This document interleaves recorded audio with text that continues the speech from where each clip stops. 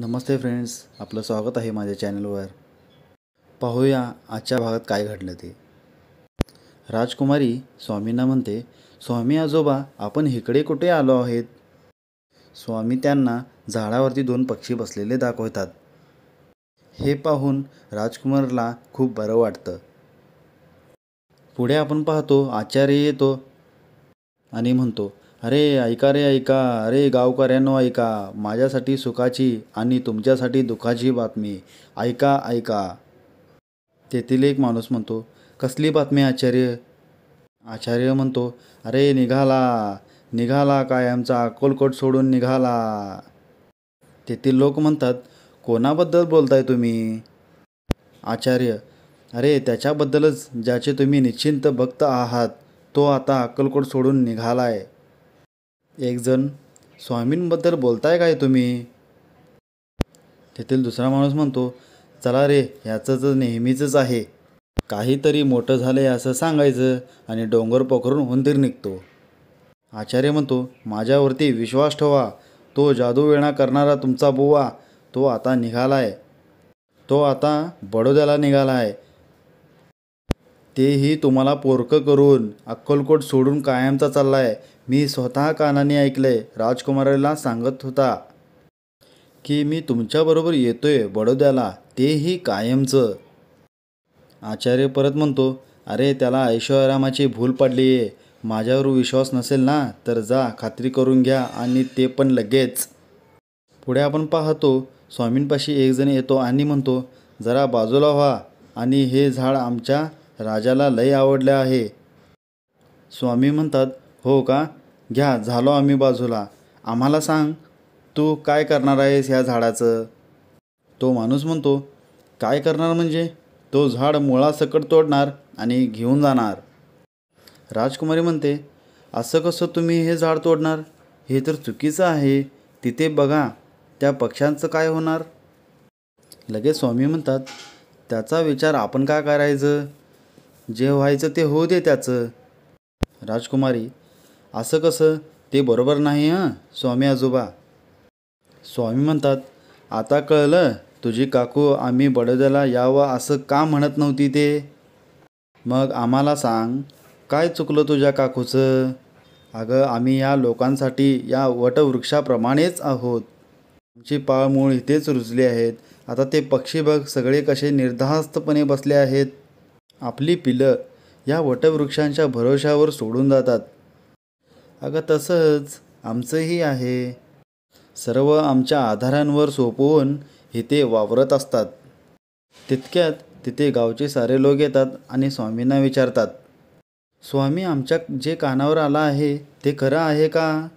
स्वामी म्हणतात, काय आलंय बाबा तुझ्या कानावर? एक जण, हेच की तुम्ही अक्कलकोट सोडून जाणार आहेत. असं करू नका स्वामी, आणि असं होऊ देणार नाही आम्ही.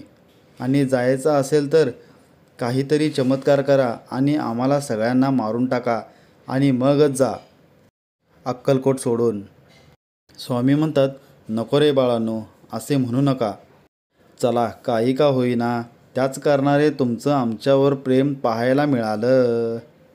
दुर्गे, आता तूच सांग, आता काय करायचं आम्ही? राजकुमारी म्हणते, स्वामी, आमचं चुकलं. तुम्ही खरंच बडोद्याला येऊ नका. मी आता हट्ट करणार नाही. स्वामी म्हणतात, बाळा, ही गोष्ट तुझ्या काकूला ठाऊक होती, म्हणून आम्ही बडोद्याला यावं असं ती म्हणत नव्हती. आता कळलं का तुला?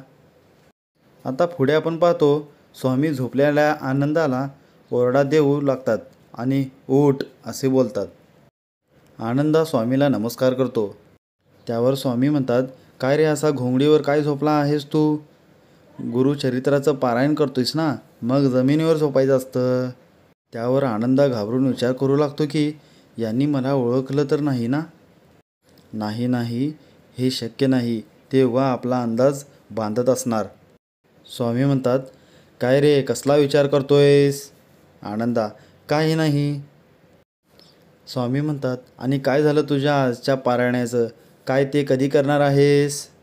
आता करणारच होतो, आता बसणारच होतो, पण तुम्ही इकडे कसे? त्यावर स्वामी म्हणतात, म्हणलं तू आता पारायणाला बसणार, पुण्य कमवणार, मग आम्हीही ऐकू म्हणलं आणि ती पुण्य कमवायची संधी आम्ही का सोडावी? म्हणून आलो आम्ही. तू कर सुरुवात, ऐकतो आम्ही. आनंदा पारायण चालू करतो. आता आपण इकडे पाहतो राजकुमारीची काकू चिंतित असते. महाराज, वहिनी, आता राजकुमारीची काळजी करणं सोडा. त्या आता आमचाच ऐकणार आणि ते स्वामींना इकडे घेऊन येतात की नाही ते पहाच आता. हे पहा, राजकुमारी आलेत. आता तुम्हीच सांगा तुमच्या काकूंना. त्यावर राजकुमारी म्हणते, आबासाहेब, स्वामी आजोबा बडोद्याला यावं असं तुमचं म्हणणं होतं ना? तेही आमच्यासाठी. तुम्ही असंच म्हणत होता ना? या बाबतीत आम्ही स्वामी आजोबांशी बोलून आलो. त्यावर महाराज काकूंना म्हणतात, पाहिलं, राजकुमारी थेट स्वामींशी बोलून आल्या. बरं, आता सांगा स्वामी काय म्हणाले? राजकुमारी, स्वामी आजोबा बडोद्याला येतो म्हणाले. महाराज, काय खरंच? राजकुमारी म्हणते, पण स्वामींना आम्हीच सांगितलं की तुम्ही बडोद्याला येऊ नका. महाराज म्हणतात, अहो, पण असं का सांगितलं तुम्ही राजकुमारी? राजकुमारी म्हणते, आबासाहेब, आम्ही स्वामी आजोबांकडे गेलो खरं, पण राजकुमारी तिथे जे घडलं ते सर्व आबासाहेबांना सांगितले. राजकुमारी म्हणते, आबासाहेब, स्वामी आजोबा अक्कलकोट वासांचेच आहेत. त्यांच्यावर त्यांचाच हक्क आहे. उद्या तुमच्यावर हक्क केला कोणी तर आम्हाला आवडणार नाहीत. तुमच्यावर पहिला हक्क आमचाच आहे. काकूचं बोलणं बरोबर होतं.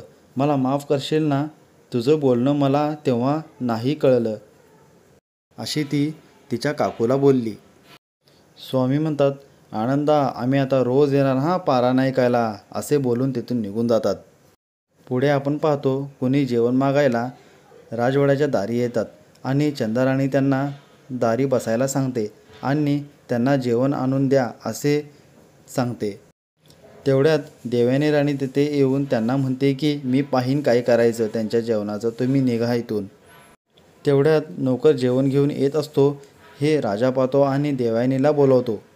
देवयानी म्हणते, हे तर चंदाराणी यांचं हुकूम आहे आणि म्हणते बोवाच्या मठात न्यायचं आहे म्हणून. त्यावर सरदार म्हणतात, थांबवा, हे सगळं कुठे जाणार नाही, ताट परत घेऊन जा हे. राजा चंदाराणीवर ओरडतात, असे काही आपली मनमानी करायची नाही. चंदाराणी म्हणते, काय झालं सरकार? त्यावर, जेवण वाड्याच्या बाहेर न्यायच्या आधी आमची परमिशन घेतलीत का? त्यावर देवयानी म्हणते, चंदाराणी, भानूला तुम्हीच सांगितलं ना जेवण द्यायला? त्यावर चंदाराणी म्हणते, एवढ्या साध्या गोष्टीला परवानगी? त्यावर देवयानी म्हणते, आम्ही असे कधी उलटे बोललो नाही. त्यावर चंदाराणी म्हणते, अहो सरकार, माझं ऐकून तरी घ्या. हे सर्व स्वामी ऐकतात आणि म्हणतात, देवयानी, खोट्याचा फुगा कितीही फुगवला तर तो आज ना उद्या फुटतोच. व्यक्ती बदलला पण तत्व तेच राहतात. खोट्याच्या कपाळी गोटा. शिवशंकर शंभो. इथे आजचा सिरियल संपतो. आता आपण पाहूया पुढच्या भागात काय आहे ते. थँक्यू.